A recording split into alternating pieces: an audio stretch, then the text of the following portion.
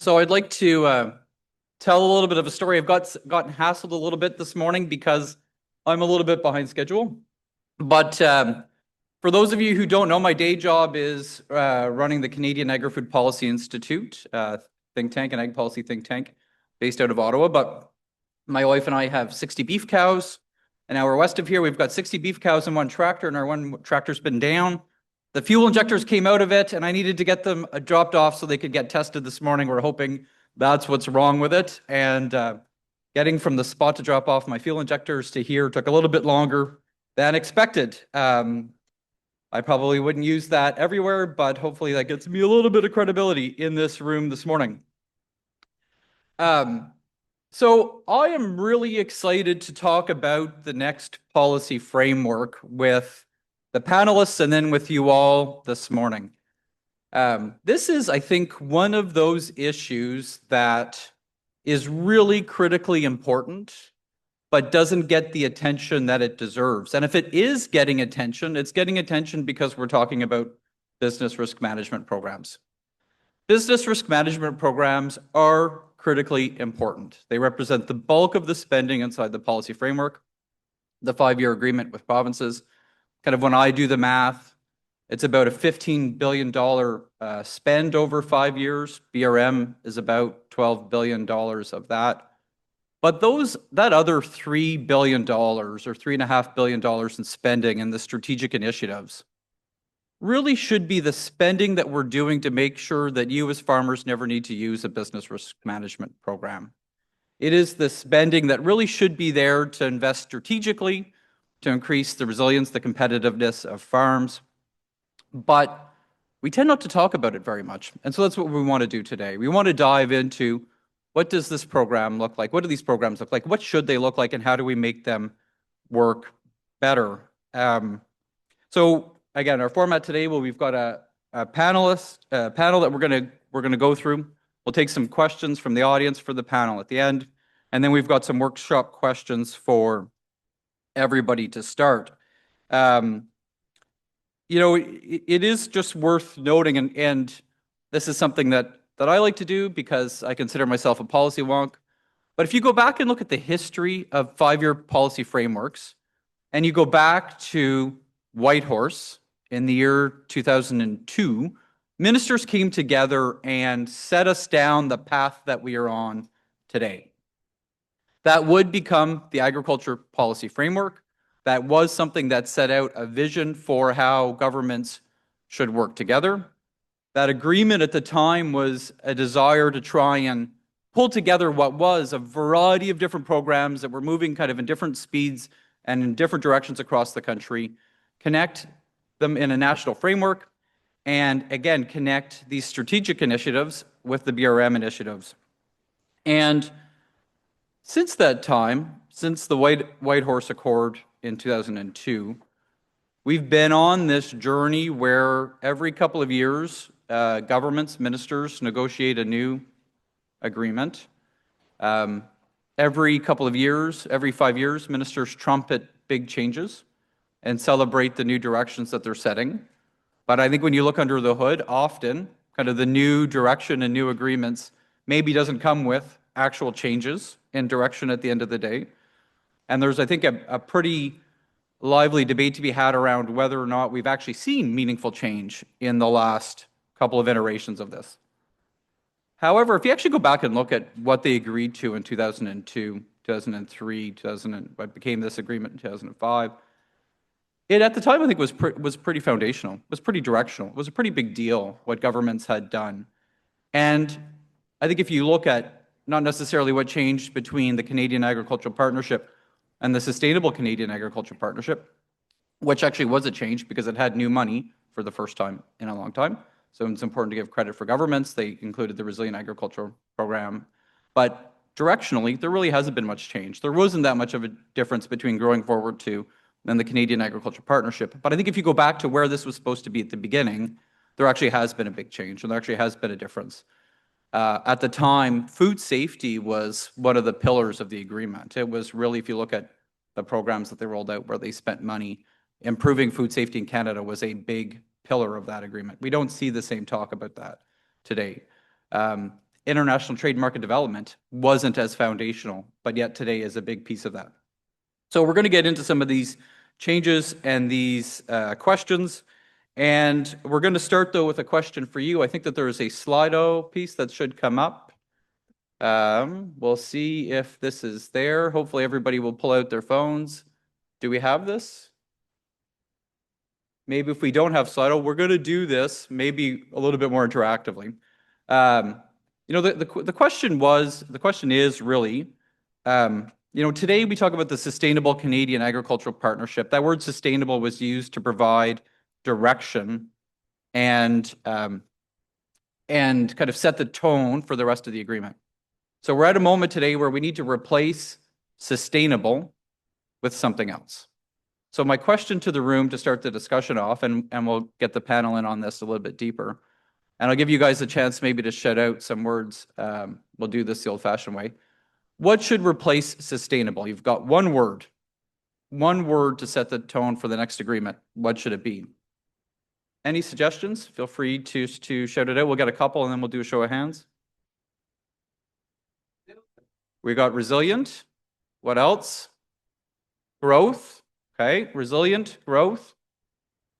Innovation, competitive. Give me one more and then we'll vote on 5. Anybody on the panel got one that's not there? Profitable. Okay. So your choices are profitable, growth, resilient, competitive, and innovation. Everybody understand what those 5 are? Let's do roughly a show of hands. And I'm going to maybe should have written these down. Who thinks competitive should be the word? Who thinks resilient should be the word? Lots of hands. What about growth? We're probably running number 2 there. What was profitable? Some hands. And I forgot what my 5th word was. Innovation. We're there. So I think we've got kind of a top 3 and a bottom 2. But I think that idea around what the direction and the tone is a big part of the discussion, and words matter. I think that direction matters, and it'll influence how we think about the future. So I want to now get into our panel discussion, and I'm really excited. I think we've got 3 different perspectives here that are going to go a long way thinking about it. What I want to do maybe is start with an opening question and give you each a chance to answer that. And give you a chance first to tell the room a bit about who you are. And so, Greg, we'll start to you, and maybe let's just stick with that question. What's the word that you would pick? So, Greg, tell us your word, and then a little bit about who you are. Yeah, sorry, that sounds like it's working. I kept my hand up, Tyler. You didn't see, but I don't think you can exclude any one of those words. I think I'm very pleased, I have to say, to hear, growth, innovation, competitiveness, profit. That's the kind of emphasis that I think we need as a sector going forward. And I think they should be the watchwords for the next policy framework. I really do think there's an incredible opportunity. I'll expand on that later in my own discussion points, but there's never been a better opportunity for agriculture to really be an engine of growth for this country again.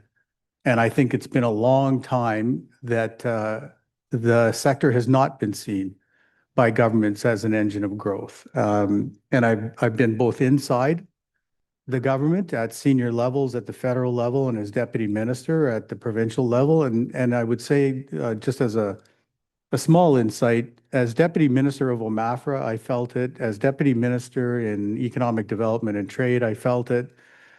In labor skills, immigration, training, and other ministries that I was deputy of, I felt it. And what it is agriculture was not job one.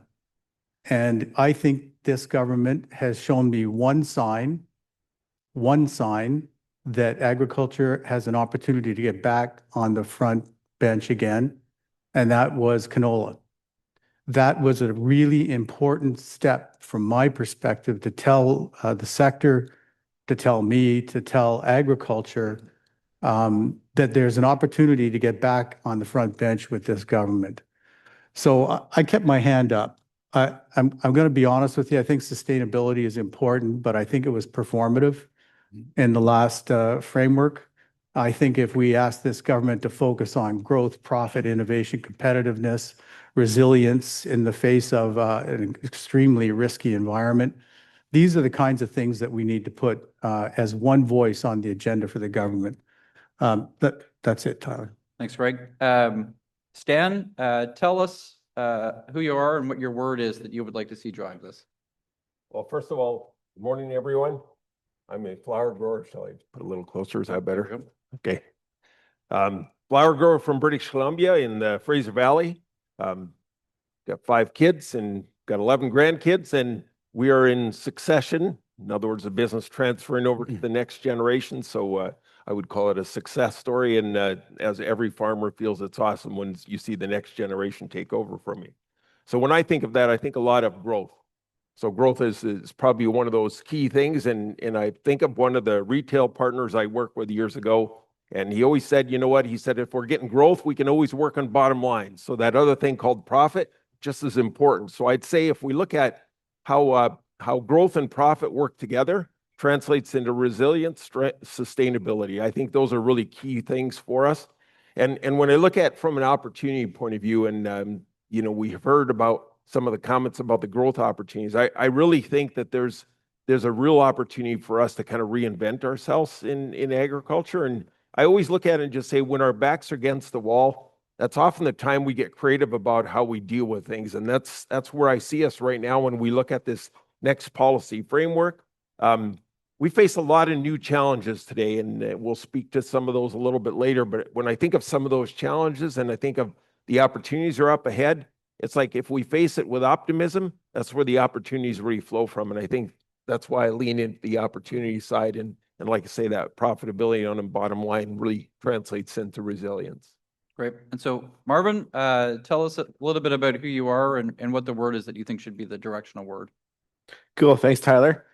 So yeah, Marvin Sturgeland, Senior VP of Agriculture for M&P, located in Lethbridge, Alberta. So grew up on a feedlot in Southern Alberta, which my dad ended up selling when I was in grade 5. So grew up as a town kid until grade 12. I had no idea what to do with my life. So started working for my cousin's dairy farm, and I worked there, managed a farm for 16 years and milked 1 million cows, and grew up and decided to do a career change, and got my CPA and joined M&P 15 years ago. And right now I lead our ag niche nationally for the firm. So a team of 1,000 people working with over 30,000 primary producers across the country. And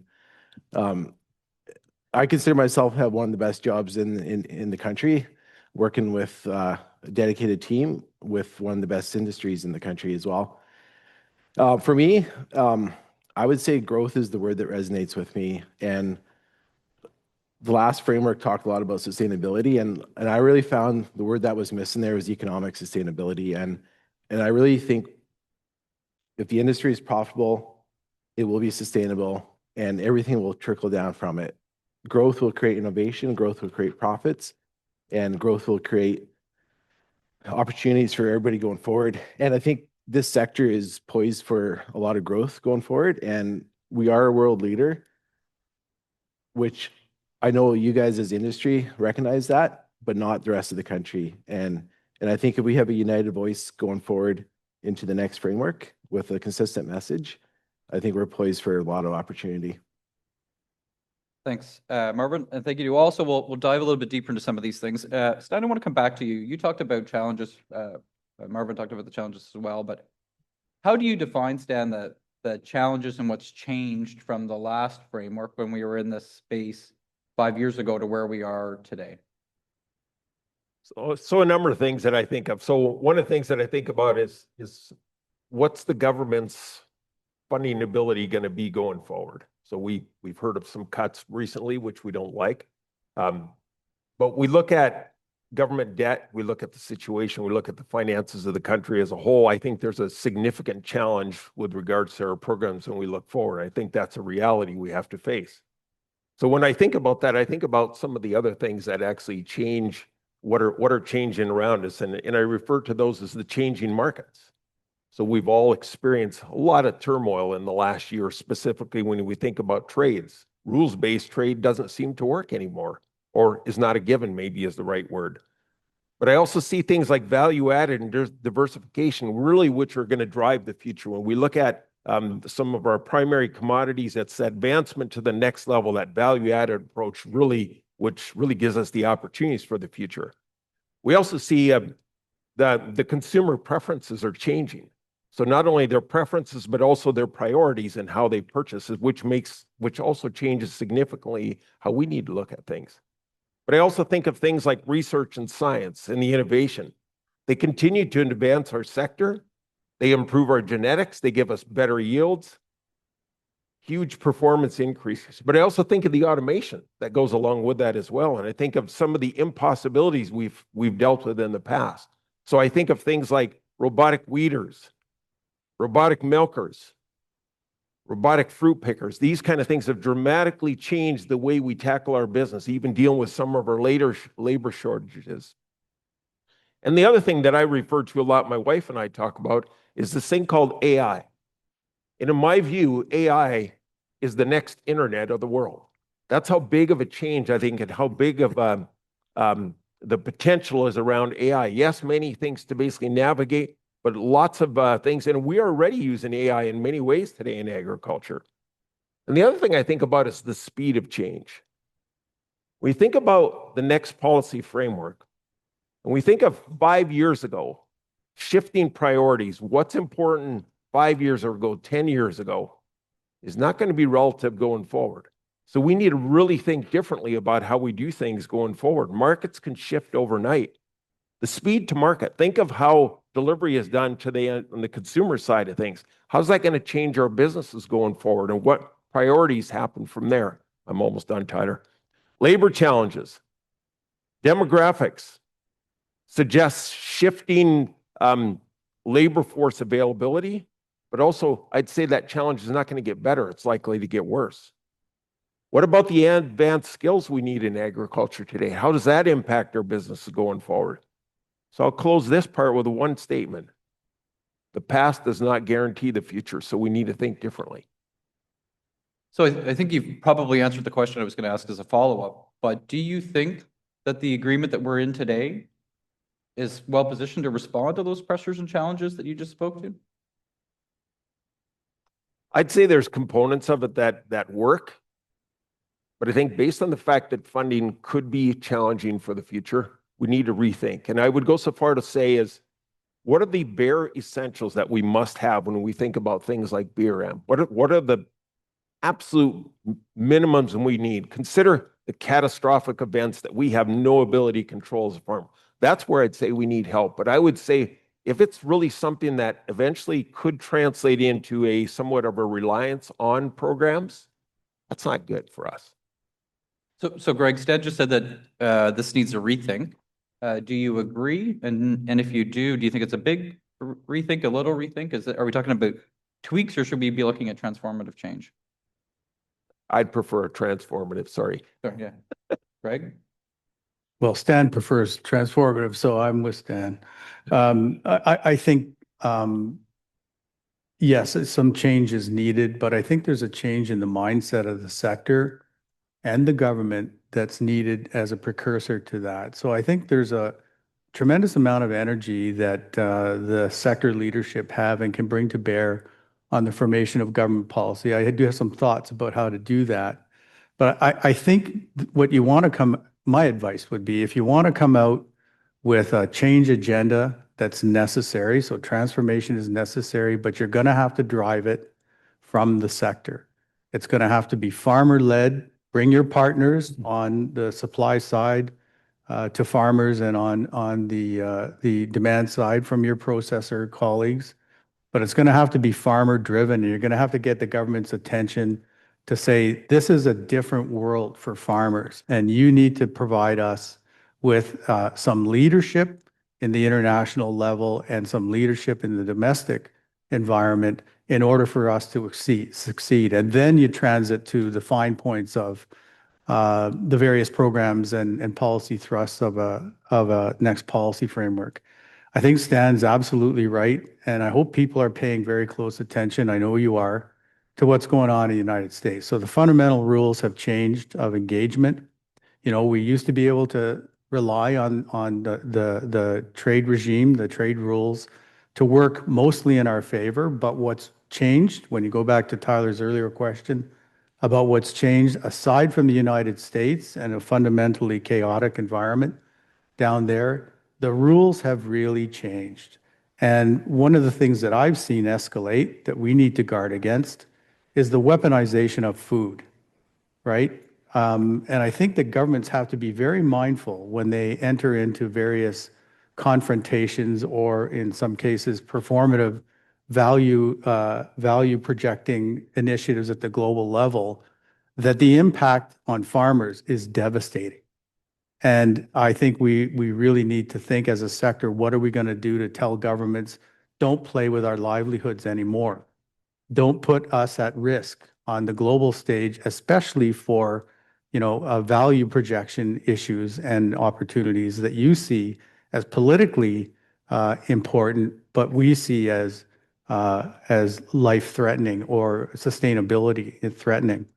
So I guess what I would say, Tyler, is the first change is, I think Marvin said it, a unified voice from the sector about how critical this sector is to the economic health of the country. And then you move into a little bit more of the finer points of the put and call program and dollars spent. I don't think you can underestimate the impact of chaos below the 49th parallel. I hope that people understand that the Supreme Court ruling in the United States from last week is meaningless in terms of the directions that the president is going to take. He's just going to find another way to introduce chaos. So you're in an environment where change is going to be essential to the ability of the sector to thrive. That's kind of where I'm at. But Greg, you talked about the need for the sector to speak with one voice, right? And I think that that's a message that probably resonates very strongly in this room. These are farmers from across the country, different sectors that have come together. I think that there's a real effort being made, and CFA is showing some real leadership to try and bring people together. But it's one thing for the sector to speak with one voice. It's another thing for governments to listen. And I think we live in a world today where when you go back and look at consultations in advance of the last couple of policy frameworks, including the one that was launched recently for this framework, it appears that consultations are increasingly performative.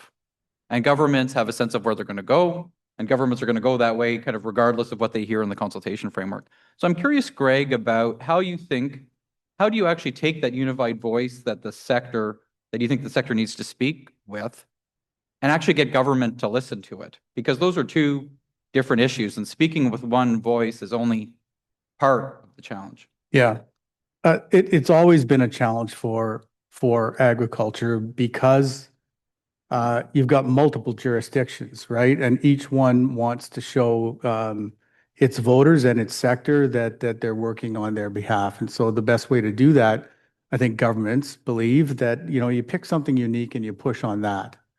One of the things that I'm really heartened with in terms of the opportunities ahead of us is the signals that you get from the political level that unity is important. There's divergencies and there's tributaries and tangents that various politicians take, but I think the Prime Minister and the various premiers have all signaled in some very fundamental ways that they recognize that collaboration is important. So I think you seize on that opportunity. I think the sector is particularly challenged, though. Multiple individual sectors with their leadership wanting to demonstrate value, multiple provincial leaders in the ag space wanting to demonstrate to their members that there's value. I think the CFA is uniquely positioned to try to bring those voices together. And I don't think that you need to squabble about the nuances of the next policy framework. What you need to find unity on is putting agriculture back on the front burner with the government. I think there's probably a fairly fundamental consensus amongst provinces at the political level and amongst sector leaders at both the national and provincial levels about that need. So find the common interest and push on it. And I think this Prime Minister is listening. Like I said, I pointed to canola. I want to see more examples before I make up my mind, but I think this Prime Minister is listening, and I would really push on him to understand the growth opportunities in the sector, find that base of common interest across all commodity groups and across all provinces, and unify around that voice. That's how I would approach it. Not to be cynical, I know there's my ex-colleagues in the room, but governments have a really well-developed ability to stimulate many voices. And I think you alluded to this, Tyler. Like you have a lot of voices emerging from the sector, some very strategic, some tactical, and you pick and choose as governments and say, well, we are responding to stakeholders. Look at what she said, or we'll look at what he said. Don't get caught in that trap. Start off with the fundamental consensus and then lead the government where you want them to go. Governments do want to be popular and want to listen. Don't let them divide and conquer in that effort. I wonder, Greg, if you're giving government a little bit too much credit, right? It sounds like in your world, they're doing it very purposefully. And well, when I was was there, it always was an my- incredibly strategic, and it was a machine. well, that was a long time ago, Greg. I think It things was have a long changed. time. But Marvin, we don't want to turn this into a BRM discussion, but it is worth kind of talking about not necessarily BRM, but the relationship between the risk management programming and these strategic initiatives, because one is supposed to kind of interact with the other. And we call them strategic initiatives. They're supposed to be forward-looking. In theory, they should reduce pressure on BRM. But I'm curious as to kind of when you look at farmers across the country, the supports that they need, solutions to kind of profitability concerns, do we have that balance right between strategic initiatives and BRM investments? It's a good question, Tyler. I'm going to take a little different approach. So, Stan, you talked about being transformative in the next policy framework. To me, I think this country as a whole, whether it's agriculture, oil, gas, mining, the auto sector, I think we need to create a business-friendly investment climate in Canada, which will solve everybody's issue. And I think that part is outside of the next policy framework. I think if we have a competitive tax policy, competitive investment, capital will come into whatever sector is attractive. And then to me, the BRM, the next policy framework, part of it just needs to be predictable. And when I look at the BRM part of the next policy framework, that part just needs to be predictable and stable as a backup. And for me, what we see as a firm is industry has to change the mindset and what the program actually is. And it's not like a sector relief program. So it is individual farm-based margin coverage. So run your business like a business, manage whatever risk you can first. And then if something happens out of your control, and Stan, you talked a lot about the issues, like there's so many issues producers are dealing with nowadays, like whether it's commodity prices, geopolitical issues, everything's happening at once, the speed of change. The BRM program is there as a backstop, worst case. But there's a lot you have to do as an industry first to protect your business. And ideally, you would never even tap into the BRM program. But it's there. It is predictable the way it is right now. If you look at, say, agri-stability, parts of the BRM program could probably be modified or enhanced or removed, possibly. But I think there's a component that needs to stay predictable. And I think if we have a business-friendly investment climate, the industry will thrive. But if you think, Marvin, about kind of what farmers can do, you talked about kind of their need to think about their own business, right? And to manage that and to deal with those pressures. And I do think some of the work that we're doing on risk management more broadly is trying to underscore this point that farmers are their own first line of defense when it comes to risk management. I think, to be honest, that's a concept that's missing from the policy framework today and should be better reflected in that. And we should be thinking about how can we better support farmers with that. But if you think about the things that farmers can do, right? If they think about trying to find more value out of the products they're doing, trying to drive down their cost of production, try and be more proactive in their risk management. Kind of what of those things would you like to see governments better support strategically to put farmers in a better position? Is there kind of some simple high-level kind of truths that if farmers could find more value from what they're selling, they'd be better off? Is there something that you can think about there? I think there's a lot to be said about, from our perspective, financial fluency education yet. Somewhere along in the last 20 years, the messaging on what the BRM program is actually got lost. And I think there's a bit to be said about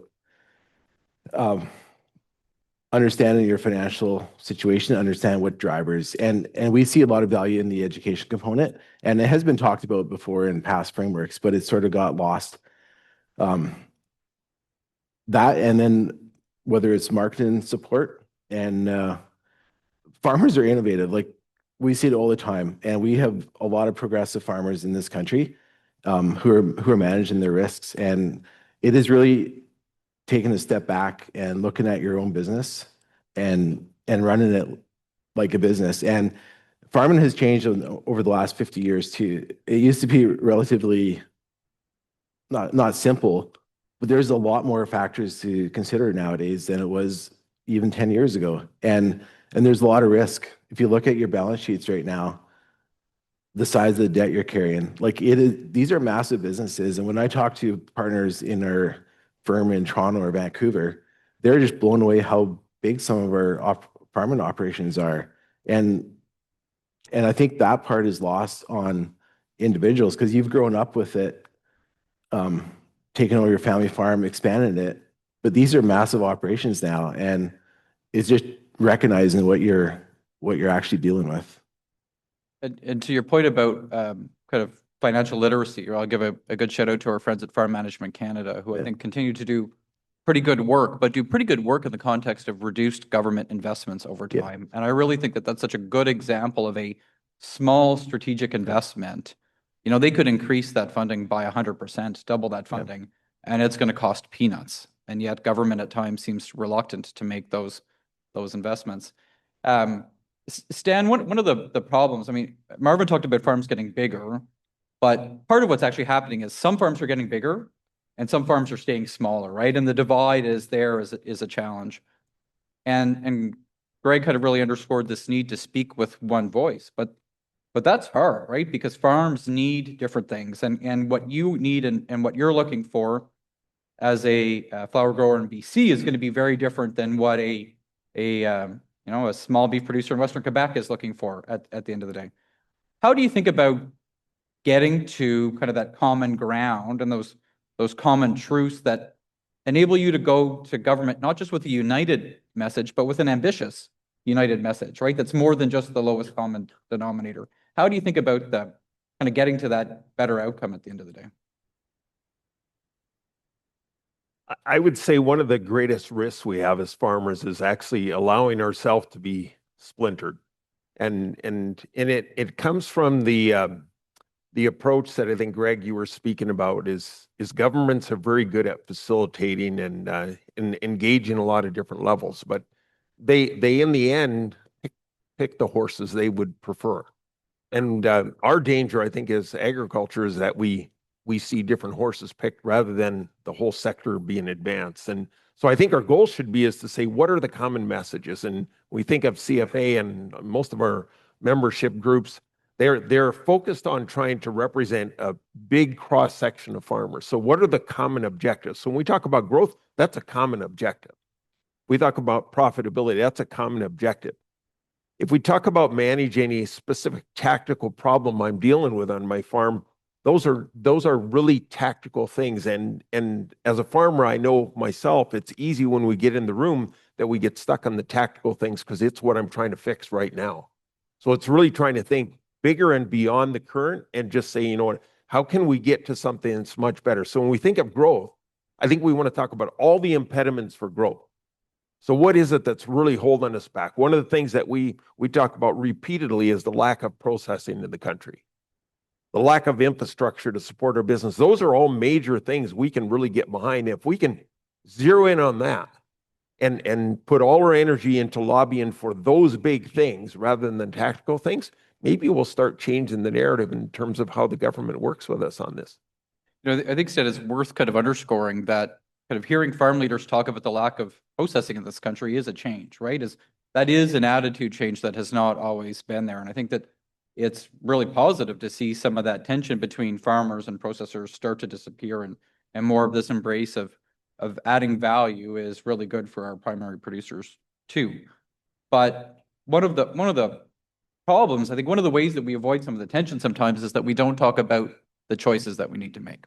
So I think when I listen to people in governments across the country talk about the next policy framework, I think there's this broad agreement that we need focus, right? We need to kind of go back. I don't think it's just about, we're not going to say sustainability anymore, but it's, I think the sense that sustainability was a very broad term that meant a lot of things to a lot of different people.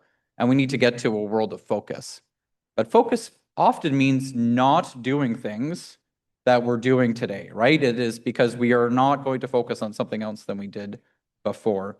Greg, I'll maybe start with you and then get everybody in on this one piece, but how do we think through what focus means, right? How do we deal with some of those tensions? Because in theory, it should mean that something that was a priority before, and for those of you that don't keep track of these things, the Guelph Statement, which was the predecessor of the Halifax Statement that will set the terms for the next framework, had 26 priorities and focus areas, right? So I think that there's a strong argument to be made that when you've got 26 priorities and focus areas, you don't have any priorities and focus areas.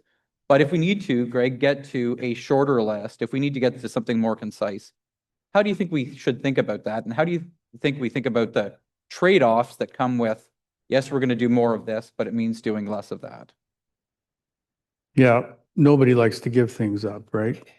So that I think is at the core of the challenge. I do think if governments can be reminded that farmers are essentially entrepreneurs and they know what's best for their individual farm, and there won't be a government program that can do all things for all people. And as a premise, you start with these people know how to run their businesses.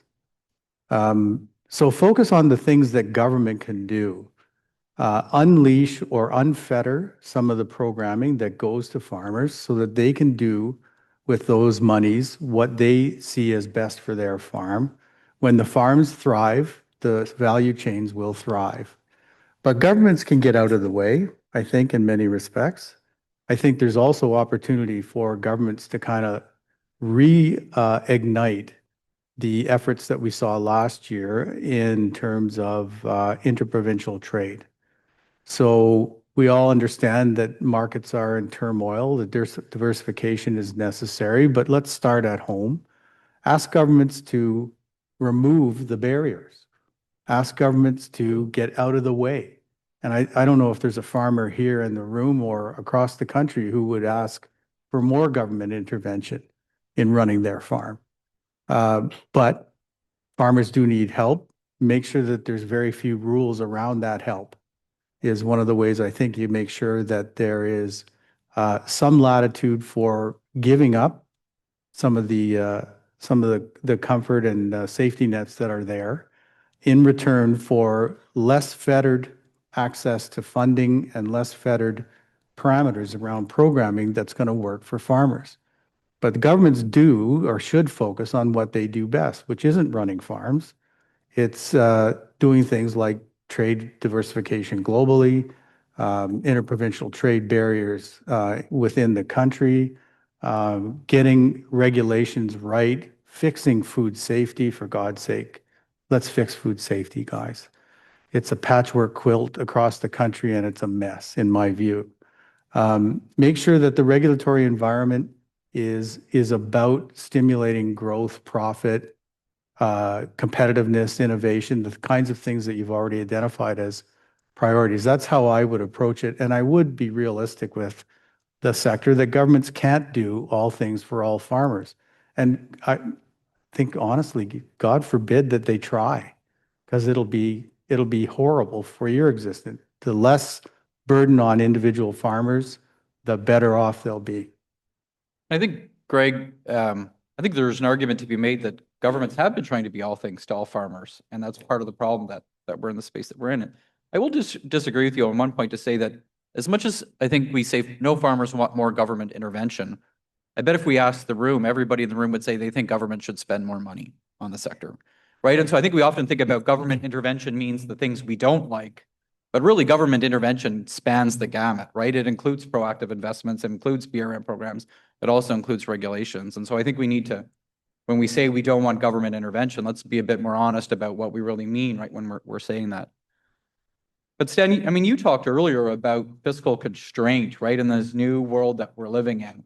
How do you think that that should play into how producers think about focus in the next policy framework? Is it farmers' problem that governments need to spend less? No, no, it's not the farmer's problem, but we are a country and we all pay taxes and the country has to work to support us. It's, you know, I see government as a service to us as a sector in a certain way. But more than anything, I guess what I'd like to see us do, and I think what Greg touched on is a certain way is we should be starting to look at this and just say, what will we give up to get this? And I look at it as we're trying to make a deal. We're trying to find what are the common grounds between us and the government and if the objective is growth and profitability, then let's put on the table some of the things we're willing to give up. But let's also point out some of the things that we need to basically get us to where we need to be. So it's maybe personal, but I'm very much, and I believe most farmers are this way, is we don't want the government to intervene on our behalf. Let us run our businesses. But if you're going to put roadblocks in the way, let's talk about how to remove the roadblocks. Because the roadblocks, I believe, are the biggest challenges for us when we're talking about growth. It's not the farmer themselves. It's actually government policy that tends to delay and just stall things. And if we talk repeatedly to different farmers that struggle with trying to just get, whether it's their housing project done or whether it's getting a permit for these kind of things, the red tape is what just kills us in terms of advancing. So I think yes, we do have to consider what we're going to give up. And if I could go back to one of the comments I made originally, it's like there are catastrophic events. There are things that government puts on the table that impact our livelihoods. If the government's going to put in a new policy that affects our livelihood, you bet they should backstop that. But when it comes down to day-to-day business management, I think tactically we have so many more tools in our toolbox, and we have to figure out how to basically just say, diversify how we run our businesses. I think that's what you talked about, Marvin. We talk about that financial responsibility. Like, look at our income statements. What can we do differently? How will we navigate the changes that are up ahead? So Stan, you talked about kind of that framing where it's not just about what do we give up, but what do we want instead, right? So again, if government could find $1 to spend in the next policy framework, whether that's new money, I suppose ideally would be new money, and if it's not, it's money from somewhere else. Where would you spend that $1? So what I'm asking for is my piece of the $3 billion. No, in theory, it's going to be 3,000,000,001, but you have to decide where that money's going. Okay. Again, and maybe it's to you, but maybe it's to somebody else. Right. I think that the most important thing is that the money is used to advance productivity, innovation, growth. Bottom line will follow those things. And I think if we incentivize the farmer, you could say, towards a more innovative approach. And I want to say this word cautiously because I sometimes get sick and tired of government telling us as farmers that we need to be more innovative, because I think we're very innovative. But I do believe that there's more we can do, and we just need to be given the opportunity to do that. So I'd rather see incentives on maybe, say, tax incentives, those kind of things that would actually encourage me to go and take these investments. Right now, sometimes I feel that we're actually, it's the opposite. So Marvin, when we think about where this next $1 should be spent, you talked about financial literacy earlier. Maybe we'll accept that your first $1 goes to financial literacy. Where does your second $1 go then? So I'm going to jump on what Stan just said, and I think if the sector is saying we need to grow and innovate and value-added processing is where we want to go, I think as an industry, we should be asking for transformative tax policy to create investment. And if you look at things that are happening in the United States, like to encourage clean energy and bioenergy in the States, they put in transferable tax credits. So you can build a facility. Likely you're going to be cash flow negative for the first few years, but you can actually sell those investment tax credits to generate cash. So Stan, if you're building a $10 million greenhouse, you might be negative cash flow for 2-3 years, but you might have a $2 million investment tax credit that you can actually sell to David. I know you might be super profitable. You might need that tax deduction and buy it for 90 cents in the dollar. So you and Stan wins, and we create investment. And I think things like that we need to look at and ask for as an industry is, how do we spur investment in this sector without government handing a check out right away? And I think there's enough private capital, there's enough investors out there who would look at things like this and ask for it. And I think I think we could do a lot in the sector just through tax policy as well. But Marvin, you highlight one of the problems that we've got with the policy framework, where a lot of the things that you've talked about, I think that there's been a bit of a theme around, we need to get the fundamentals right, we need to deal with regulatory issues, we need to deal with tax issues. Those things all fall out of the purview of the policy framework. Largely, they fall out of the purview of agriculture ministers across the country. How do you think about that kind of trade-off in your mind around the things that we need from others, from finance ministers, the health minister, or others, versus what are things that the agriculture minister can actually deliver? Yeah, and that's, I love to hear Greg's opinion on this too. But that is sort of the issue we have with in Canada. A lot of what we're talking about today is just the business climate.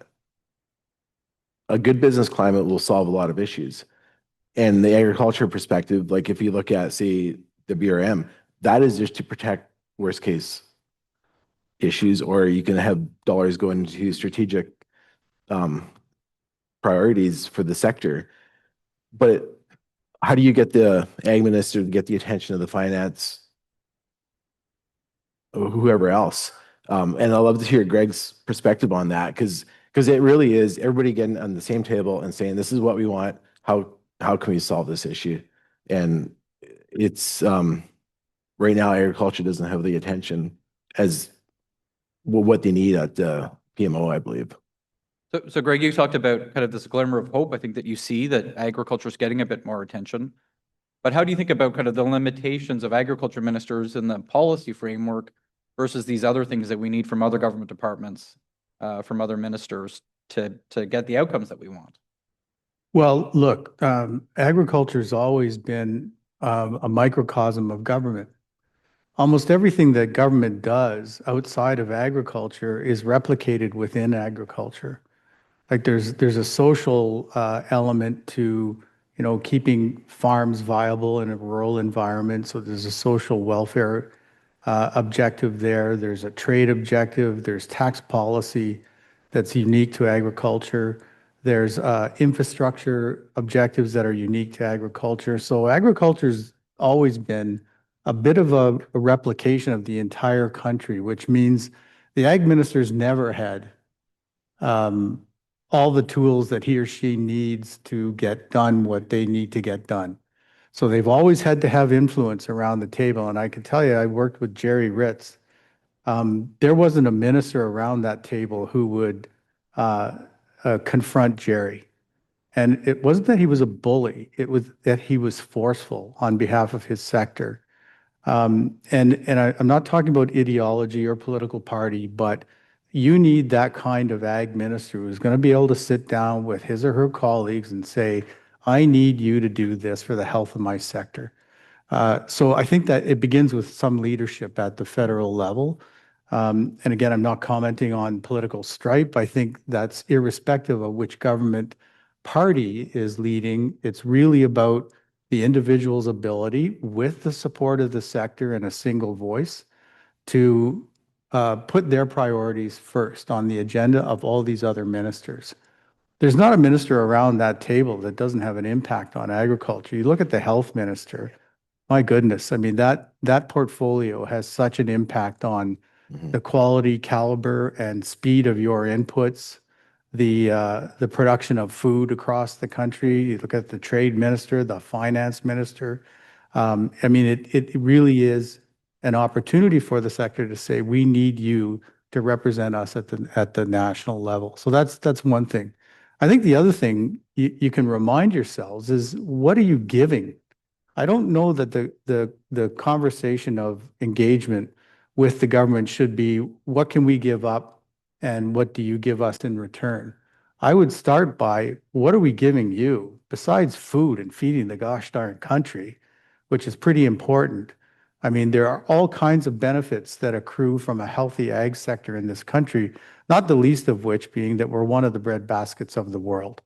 So when Prime Minister Carney talks about, reigniting the Canadian economy and generating growth and wealth for the country, this is a sector he should be starting with, in my view. What are you going to do for the government is a question I think you should be posing to governments. What can we do for you if you get out of the way? If you took the cost of food as an issue that's on every kitchen table right across the country, belongs on every single, or is in the mind of every single Canadian, what can the agriculture sector do in terms of advising the government how to wring unnecessary costs out of the cost of producing food? It's not the farmer. That food's not getting more and more expensive just at the farm gate. It's the inputs. What are you going to do? We can advise you. We, the farm group, can advise you on what to do to lower the cost of inputs that I need to produce food for your citizens. What can we do about the regulations around product inputs, crop protection, innovation in food production? What can we do about interprovincial trade barriers that stop food from flowing cost-free, that just add layer upon layer of cost, not just to the farmer, but your partners in the supply chain? I would say let's take a different perspective with governments and say, let us solve these problems for you. But in return, we'll need some other things. So change the frame a little bit is how I would put it. I mean, we can't get into it right now, but I think that there's a really interesting challenge facing the sector around how do we reconcile the need for a more profitable sector, that's one of the words that came up earlier, with food affordability. Because sometimes those things don't go together. And I'm not sure we've got a great answer for how do we make farmers that are more profitable and how do we make food more affordable without causing conflict and tension at the end of the day. But Greg, let's go back to if you were going to spend $1 more, what would you invest it in? I'll be honest. First of all, going back to my previous theme, I think there's some work in BRM that can be done to deliver the existing dollars better. So I can make that a give from the farm sector to governments to say, you need to do this to deliver those dollars where they're needed more, where they're targeted better to the needs of specific farms. So there's something you can do in BRM without the debate becoming, I need more, or we're giving you less. Let's do it smarter, is what I would say. And that's a give from the farm sector. The other thing is, if you had one more dollar, where would you put it? I bet most farmers would say, I don't want your limited amount of dollars just in my pocket.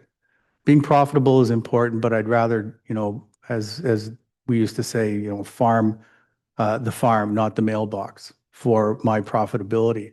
I would put it into the regulatory environment. I think most of you have probably had a good look at the SCAF report, all-party consensus around regulations.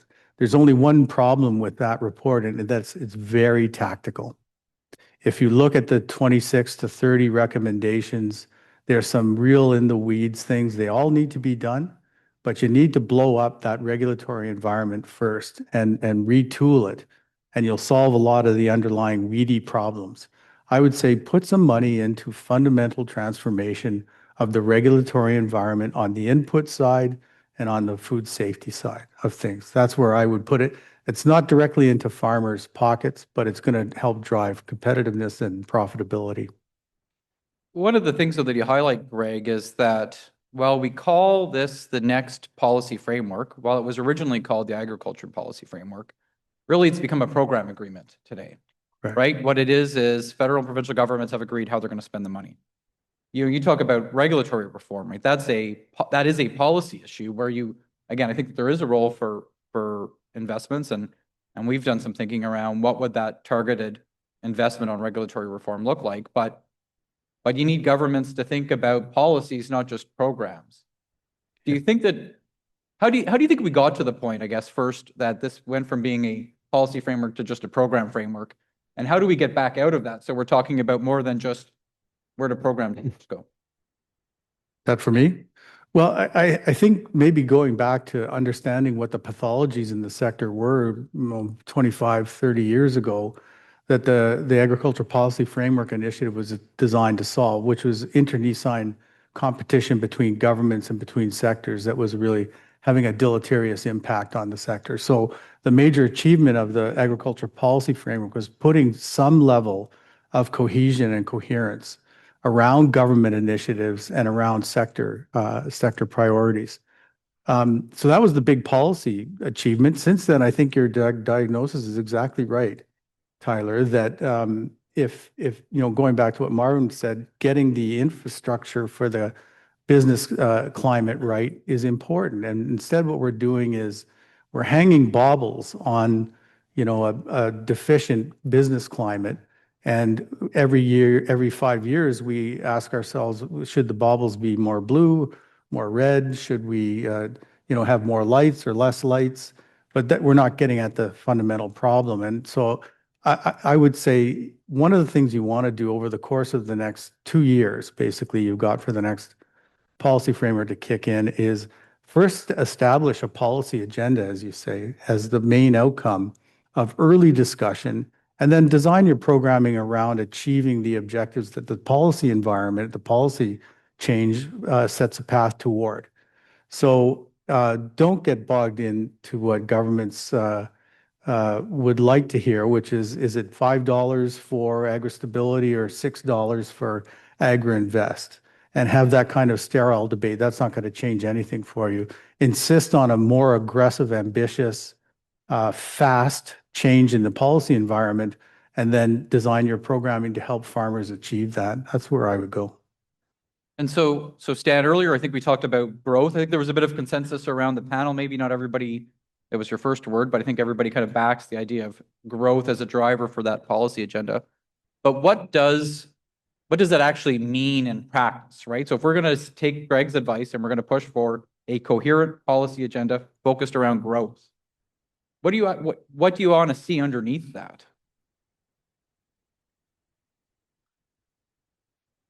So maybe if I could just back up a little bit, we heard the comment about, say, the increasing cost of food. So when I look at that, I think we have to be careful what language we use in that when we're talking about going forward policy. I don't think the policy should be focused on how do we drive cost out of food. I think we naturally do that every day in our businesses. So the fact that food prices are going up, I think most farmers are probably happy about it because they're paying the bills. But I think when I think policy, I think Greg's right that we have to find a way to deal with the some of the regulatory aspects, the policy that's actually impeding our advancement of growth, because I think that's the real issue. So those policies could be more centered around just say a business-friendly climate that I think Marvin referred to as well. I think that's really what we need to focus on is how do we make a business-friendly climate that actually encourages growth rather than just stalls our ability to move forward. So Marvin, if we've got a growth agenda, kind of item number one is a business-friendly environment. What's item number two? Maybe we'll give item number two to the regulatory reform piece that Greg talked about, because I think it's there. What's item number three around what does a growth vision actually look like in practice? How do you deliver growth? I think I think growth will deliver itself if those first two are met. But I would say, why don't we just separate out? Let's take the BRM discussion, for example. Let's just park that and let's keep it predictable. Like, let's move conversation away from that. Let's accept that this is the framework that works for industry as a backstop for individual farms. And let's just not talk about it for the next 10 years. I think so much attention goes into, okay, we need to tweak this, we need to tweak that. The program works as a backstop. Like, I know it does. So why don't we just park that conversation, leave it there, and not get distracted by arguing, like Greg said, like $5 here, $6 there. Let's maybe look at what components we need to keep of it, maybe scrap some parts of it, and let's just park it for the next 10 years. And then let's work on the policy side. Let's look at where we need to put money into whether it's innovation or research or financial literacy. But let's just not get distracted by things we waste a lot of time talking about, and let's just keep things predictable, stable, and then let's focus on policies that drive work growth. I don't want to pick on you, Marvin, but I'm going to a little bit because former Prime Minister got in trouble when he said the budget will balance itself. And I think kind of we're 10 years on and they haven't figured out how to get to balance yet. But does growth really deliver itself? Like, are you that confident that if we get a good business environment, if we fix our regulatory issues, that growth will happen?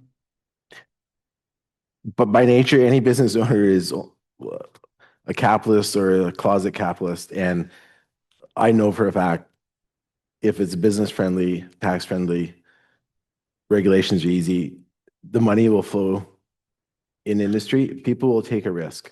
Stan, you said you would invest another dollar if you knew what it would look like, or if there was an incentive. Like there is capital in Canada to invest. Look at the announcement 2 weeks ago, the $7 billion to go into industry. Like that money is there. But the appetite to take a risk is not there right now. And because the environment is unpredictable, and the last 10 years have been sort of the indication of that because nobody knew which way we're going. So I do believe growth will take care of itself. Okay, so we're going to take questions from the floor in a minute, but I want to ask you all kind of the opposite question that I asked earlier. And I know that it's not just about program dollars, but we talked about what government should do. What about what government shouldn't do at the end of the day, right? So we've got a more focused agenda. We're going to stop doing things. We've said kind of at a high level, government should get out of the way. What does that actually mean in practice? We saw one of the things government's going to stop doing is operating 7 different research sites across the country. I'm guessing that's not what we actually mean when government should stop doing things. Maybe Marvin, we'll start with you again on this. When you talk about government doing less or being more focused, what's something that you think government should stop doing to enable that focus? Yeah. Let's see, where do you start? To me, it's like government should be super boring. Like you shouldn't even notice government is there. It should just be stable and predictable and just get out of the way to make decisions. And I think it's on the regulations side, it's probably where obviously whether it's food safety or things like that, there is a role, but it should be super easy. Like government should be able to, the attitude of government should be like, we're here to help solve your issue and make things happen, and not stop. And I think we've sort of come to a bit of a crossroads where it's it's just too slow. I think we just need to like keep government super boring. We shouldn't even notice government's there, in my opinion. As a former political staffer, I'll say that's kind of not our job, right? As ministers need to be there and people need to see ministers and appreciate ministers. So I'm not sure that, not noticing government's part of it, but it's kind of the right kind of noticing, right? And right kind of support. Stan, what does kind of focus look like for you? What's something that you think government should stop doing? I was thinking about this. Maybe less talking, more doing. We hear a lot of great initiatives that seem to be in the pipe right now. Seems like a lot of opportunity, you could say. It seems like there's a lot of growth potential in that, right? I'd love to see those things action.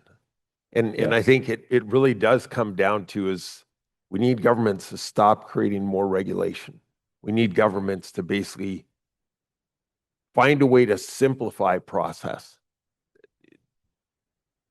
We add process upon process, and we can't get anything done because of it. It's like the biggest thing stalling is, and I think we refer to it as one thing. It's a business-friendly climate we're looking for.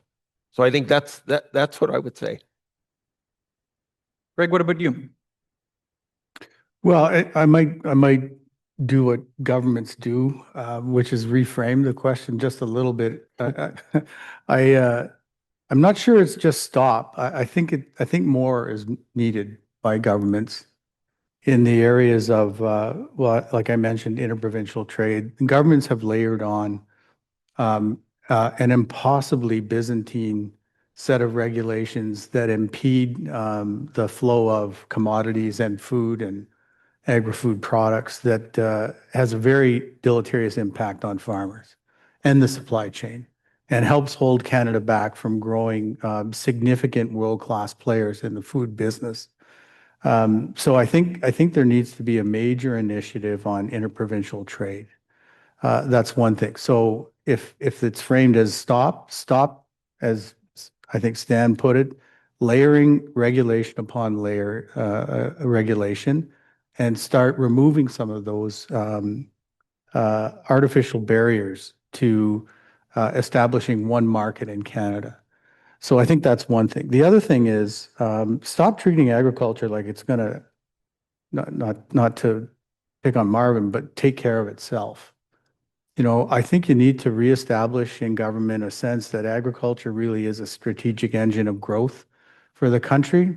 And I'll give you one sort of proof point of that. Can anybody name me one of the major project office initiatives that's specifically designed to help agriculture? Exactly. And Well- sorry, that's just want to make the point. We've got a prime minister who is taking the bureaucracy and wringing its neck, saying, get to work on these projects. But I don't see one. There's a port terminal expansion in Montreal for containers. So maybe there's some identity preserved soy going through that. But otherwise, I don't see the kinds of infrastructure that we need if we're going to be a global player in ag food exports outside of, you know, the amounts that we send to the United States. You need port terminal expansion. You need infrastructure expansion for transportation across the country. So that's where I think the government, you know, has fallen down because it treats agriculture as, you know, you guys are going to do it. You'll solve it. There will always be food. There will always be canola. There will always be grain. There will always be beef, pork. There will always be all kinds of hort pouring out of farms. And we don't have to do much to get, you know, to get that to happen. I think that's a mistake. But Greg, the way that you frame that, I think goes back to kind of what can government do for me, right? What are their major projects that are going to help the sector? And I guess my question is, how many people in this room can name a major project that's got a proponent behind it? So I'll say like infrastructure improvements at the Port of Vancouver don't count because like I'm not sure we've seen what that actually looks like, but what projects are actually out there that the sector can put its weight behind? And I'm not sure we've got a good answer to that question, right? I think we like to, you can blame the government for that, but where's our sense as to kind of where are the private sector players that we can back and see those projects come forward, right? I think that there is again, an opportunity for the sector to say, let's talk to some people, let's got some investment, and let's build more of a plan. And that's something that I haven't seen. If somebody does have an example of that, please come talk to me after. I'd love to hear more about it. So we're going to, if people want to come up, there's some microphones that we'll start to take some questions. But one of the things I think it's, again, a bit of a theme, right, is this back to basics.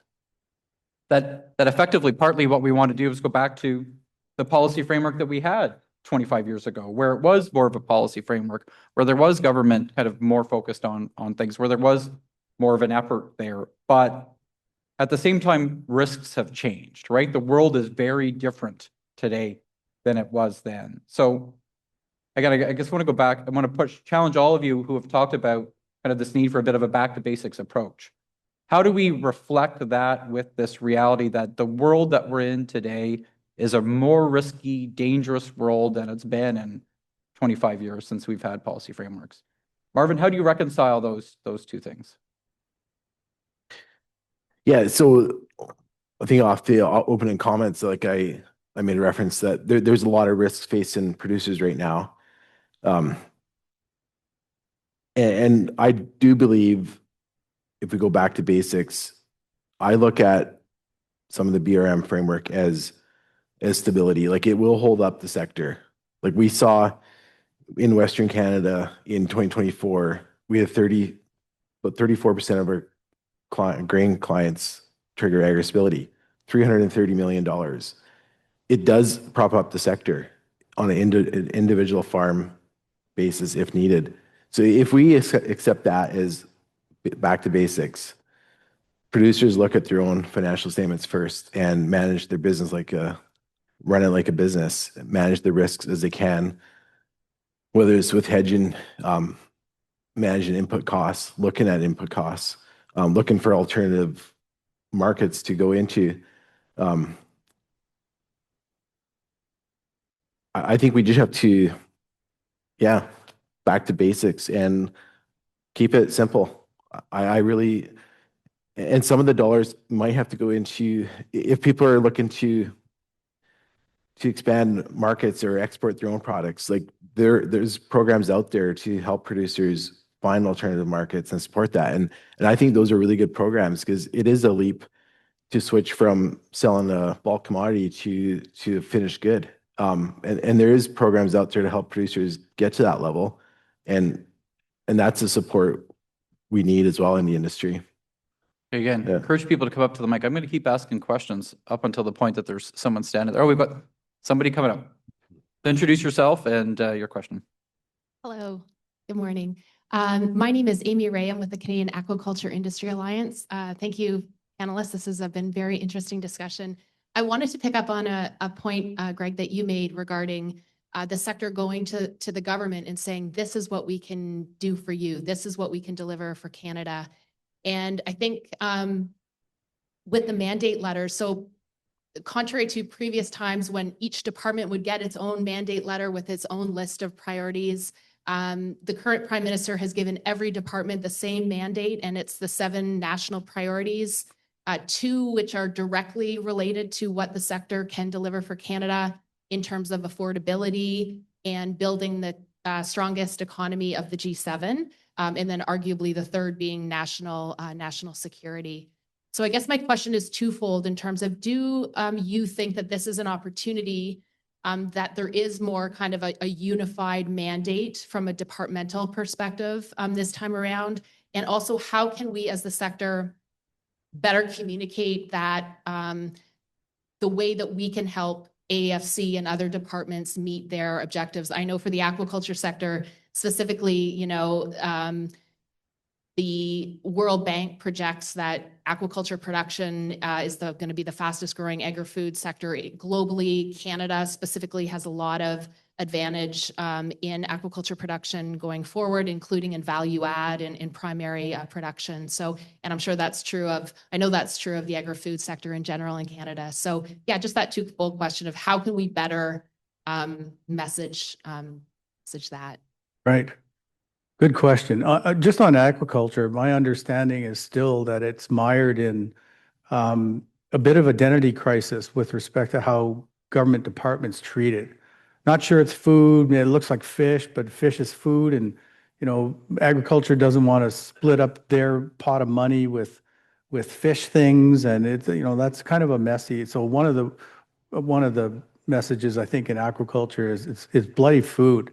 Treat it as such, right? And let's get rid of those unnecessary internecine conflicts largely between governments, but not just. I think there's some probably in this room who would say, keep your fish to yourself. We're growing stuff out of the ground. But in terms of the opportunity, I think you're absolutely right that this will be a generational opportunity for agriculture. And the reason I say that is the turmoil that's clearly roiling the whole world coming from our southern neighbors. It is an opportunity to say to the Prime Minister, we are a nation building sector. We are part of the wealth creation machine in Canada. We're also a strategic sector from the point of view of feeding people. So let's look at agriculture as that kind of opportunity in a world that is very, very uncertain. Trade rules, as my friend Stan mentioned at the very outset, have really become frayed at the edges. And I don't think that you can overestimate just how critical that is, where trade institutions that we rely on as a middle power, export dependent country are crumbling before our eyes. So that's a crisis point. The USMCA, my own personal belief is it won't be re-signed, not in its current form. And there's all kinds of risk built around that. But one of those risks is that food now gets taxed going into or tariffed going into the United States. That's a real problem for the sector and another crisis point. I think that there's you're in a situation where you have, because of these various crisis pressure points, the opportunity to reinstall agriculture as a strategic nation building sector. So that's sort of the key message. That's the wedge message to get in to governments to say, we need to put aside our squabbling on the minutia. We have to focus on the big picture. We've got a prime minister who appears to be open to that kind of big strategic thinking. Let's make sure it's on his radar. Let's make sure that the core ministers who are most implicated in agriculture, including our own minister, are carrying that message as in front of the United sector. That's kind of where I would go. So before we go to Ron, Stan, I've got a follow-up question for you on that. I think one of the things that we see sometimes is a temptation to say, here's the Prime Minister's 7 priorities. Here's how agriculture aligns with them, without actually changing what we're asking to align with the priorities, right? I think we want to try and use the priorities to justify what we've wanted all along. How do you find that balance between saying, look at this is how we can justify what we've always wanted versus how do we think about changing what we've always wanted to align with the Prime Minister's clear vision for what he wants the government to do? Tough question. So if we think about it as nation building opportunities and those priorities around, you'd say, growth opportunities, I think for one is, if I use the aquaculture example, I do think you could say there's a real opportunity, there's a real need when we look at, say, worldwide for food in general. So I don't think we need to differentiate ourselves from aquaculture or anything else. I think we're all one in terms of what we do there. And I think the opportunity is kind of more together. So I think the approach has to be to,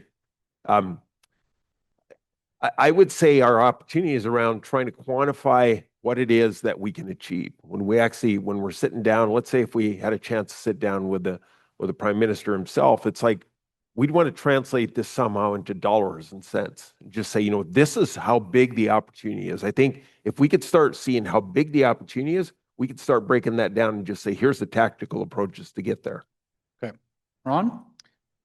I just want to build on a little bit of what, both Stan and Greg have said, but ask the core question. This isn't new relative to what we're talking around in agriculture.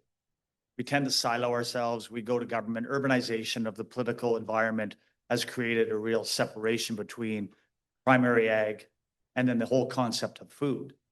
When we look at an ag policy framework, and Greg, I agree, it's opportunity maybe here. Prime Minister is focusing on how do you drive economic engines. But we've always said to government for many, many years, we are a sector larger than automotive, but complex. So the big question around how do we become that simplistic message in a very complex industry to drive change, especially in an urban environment where if I'm going to get reelected as a member of parliament, I'm more worried about talking about automotive than I am about food or agriculture. And is the step to move towards the wording and simplicity of food, just like when we saw the housing crisis and see the housing crisis, every member of parliament talks about housing. We have the highest food inflation rate going right now globally, yet nobody's talking about food in the same way. So how do we change and pivot the agenda to talk about food and have agriculture drive into that to really enable government to listen and want to invest to everything you've talked about earlier? What strategy and how do we get there? Great. Ron, I'm going to ask you a follow-up question to get some precision for these guys, because again, I'm going to go back to my point about national security and we want to sneak ourselves into it. Are you saying basically how do we use that food language to get what we've always wanted? Or are you saying how do we change what we're asking for to better align with food as a priority? I think it's both, right? And this is the challenge of how do you connect the two together, especially when you look around the room. we're all here united around agriculture, but then we leave and I talk fruit and veg. Canola talks canola, meat talks meat, right? And that is a fragmented, and that's our downfall. And Cody Blois used to always say, bring me one strategy, right? And at the end of the day, food is that end point of strategy. And how do we get there? Because really, when I talk to members of parliament, if they're not on the ag committee or, AGFO at the Senate, they glaze over. And that's part of the ag policy framework challenge relative to it links into us, but doesn't link beyond, to your point on Jerry Ritz, right? Doesn't link beyond the silo of that ministry. So I just want to know how your thoughts, how do we break that down? Okay. So Marvin, why don't we start with you? How do you connect food and agriculture? Well, just as you were speaking, Ron, if we, as an industry, if we say we want more value added processing, well, let's build it around food. Like if 40% of our products in the grocery store are currently made in Canada and our goal is 70%, let's drive that message to drive value added processing where that's a tangible target that we want our own homegrown food in Canada. And maybe it is. I think it's a good point, Ron, like build messaging around food. End of the day, that's what all of us as producers are doing, is growing food in some form. It's going to end up in food, in some food form. So I think it's a good approach, and I think we can build that messaging around a tangible target, and that's something everybody can achieve if there's like a set metric. Is we want to achieve this as a country, and we want to export this as a country. Hey, Stan, I'm curious your perspective. Again, you would bring a kind of a different vision maybe to how we connect food and agriculture. What does that look like in your mind? So I look at when we talk about food and agriculture, both I'd say it's a sovereignty item inside of the country.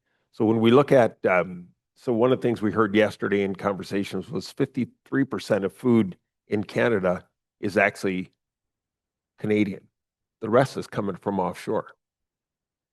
That's a real sovereignty issue. So when we think about some of the challenges we've faced over the past, whether it be different situations, and I think of the Fraser Valley where we had flooding, all of a sudden you realize how quickly our food systems can be interrupted. And to me, that really brought some clear insight into basically what are things we could do that then tactically manage that. So when I think of that opportunity, that 47% that we're bringing in from elsewhere, what can we do internally? What can we do to process that here? What can we do with our primary food sources, process it, take it to the next value, which is always a higher value, and ultimately be sovereign in terms of our needs for food? And Greg, what are your thoughts on connecting food and agriculture? Well, if only Keith were here, eh? I see you. I think this is an opportunity for the sector leadership with the CFA to take the kinds of messages that Marvin and Scott just mentioned, or Stan just mentioned, that connect food and agriculture to some broader strategic objectives for the country. When I was in government, and I don't mean this to be critical, but most often when you would meet a sector leader, you would say, this is what I need from you. Them, in other words, speaking to government.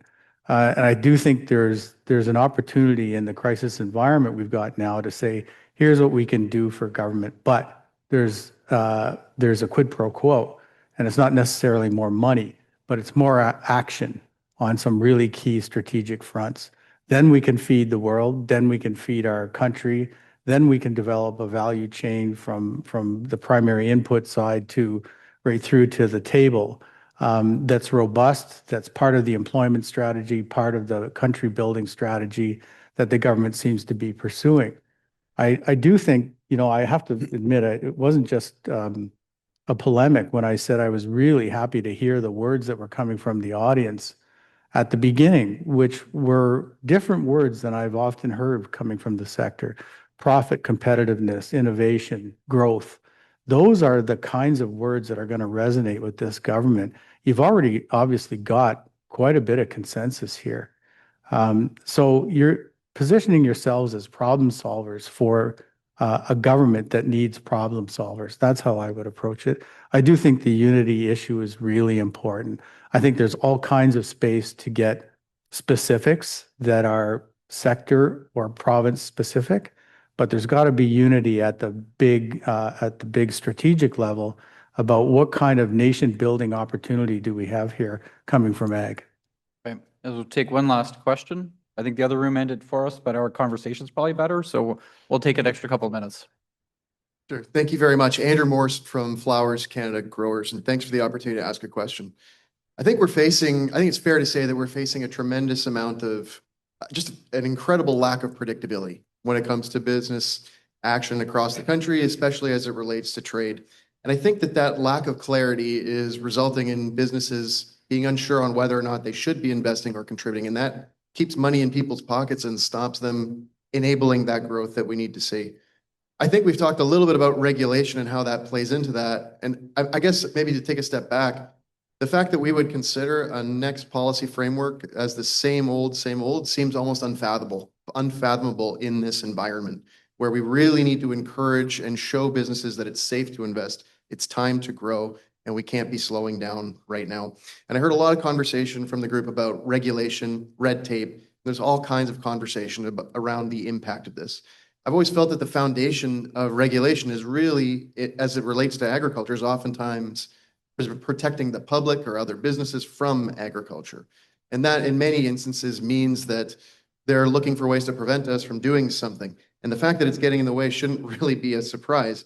And I think regulation is going to continue to exist, but if it doesn't consider the needs of meeting it, of achieving the outcomes or the requirements of that regulation, then it will always be a problem. So my question to take it to the end here is, how do we enable a culture shift to encourage regulation to become more considerate of what it actually takes to achieve it? It seems like many of these regulations are designed in such a way that there's no consideration for what it would actually take to get it done and no support to successfully achieve it. How do we enable a culture shift to make it more meaningful? So Andrew, I'm going to ask you a quick follow-up question too. You talked about how it would be unfathomable to think about maintaining the status quo. Are you willing to bet money that governments are going to change? Maybe we could talk more about Define change. I guess that's the question. I think I like the concept that has been put forth around return to the old style of this, because I don't think throwing money at programs to encourage one thing or another is going to solve it. I think if we don't have a culture shift at the decision-making level here in terms of regulation, there's no chance. I mean, think of it this way. We're encouraged as agriculture to diversify our trading partners. Accessing a new market takes work to understand the requirements of getting in there. And who do you go to? The regulator. We're also cutting the resources from the regulator who's supposed to help us get into that market or to make sure we meet the needs of that market. Those two things don't align. They don't add up. So how do we enable that culture shift to ensure that it is supportive of the effort of industry and not just preventing advancement? Great. So each of you a minute on this. We'll start with Marvin. Culture change. Maybe it's creating as much as I hate to say this, the new super ministry called food, where you don't have to bounce in. I think it was whoever, Amy from the aquaculture. Like, where's your home? Is it fisheries? Is it agriculture? Is it health eventually? Maybe we just need a super ministry that can rubber stamp everything. Instead of getting bounced around department to department, you just need a one place stop where you can get stuff approved. And that ministry is connecting all the dots instead of leaving it up to producers. And I think the regulations are, every department has their own regulations, and it's just a maze of, you don't know where to go. And maybe it's just streamline it, say, okay, this is where this ministry creates food, whether it's export, import, value added, and maybe that's a solution. I know good friend Kim McConnell was hot on that topic several years ago, is we need that to elevate the profile of ag in the country. Okay, Stan, what's your view on culture change? So I think of CFA, who I think we all know we need CFIA. Mm-hmm. But when we look at how it gets in the way, and yet its objective is to support agriculture and everything it does, we need a culture shift in terms of just say, how can we get things done versus how can we create another challenge? And I think that's really what it comes down to, is simplify things How can we achieve and move beyond this current challenge? How do you make it easy and effective? Okay, and Greg, final word to you before our break. How do we deal with culture change? No, you don't want to be the last word in front of break. But so what I would say is just to reframe the question just a little bit to say, when you talk about culture in a business, you're talking about what's valued put into action. So I think Stan has kind of hit the nail on the head in you don't change a culture and then have things change beneath it. You change how you action things, and that will add up to culture over time. So take the CFIA example. Get somebody who's going to change the food safety system in Canada, fundamentally transform that organization and transform PMRA. Start there. Say, these are our values. We want to grow this sector. We want to show it as a nation building opportunity. We want farmers to thrive. We want wealth creation for Canadians. We're going to start here and change that thing fast and with all the objectives of human and animal health and so on and the environment in mind. But take your values and translate them into action. That will change your culture. You don't start at culture. You start with action and the outcomes of that action. That's what I would do.